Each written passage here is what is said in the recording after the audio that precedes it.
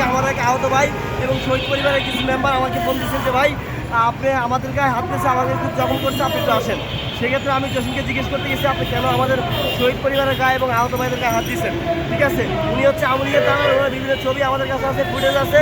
উনি আওয়ামী লীগের দালাল, ওনার শাস্তি আমরা চাই।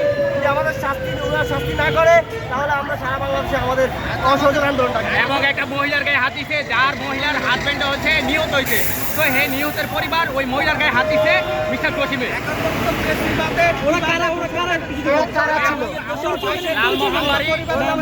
লালমোহনবাড়ি জসিম নাম, ও আওয়ামী লীগের ছবি আছে, চাইলে ছবি নিতে পারে।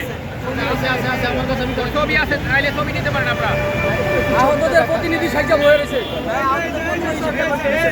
এই যে দোষিম, এই যে দোষিম, এই হচ্ছে দোষিম, এই যে দোষিম, এই হচ্ছে দোষিম।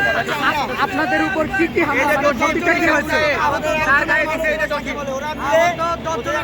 ওদের একটা সিন্ডিকেট এসে এই দোষী আমাদের ঘোরানো কিছু থেকে ভাইকে তার বাড়ি। ছুরি দিয়ে আঘাত করছে এবং বিভিন্ন এই দোষী। আঘাতপ্রাপ্ত করছে, আমাকে গণধোলাই দিছে, আমাকে এই ভাইকে আমরা জিজ্ঞেস করতে এবং সে যে আওয়ামী লীগ অনুশোচনের সাথে জড়িত সেটা হচ্ছে তার ছবি আছে, তার ফুটেজ আছে। আপনাদের নাম পরিচয়?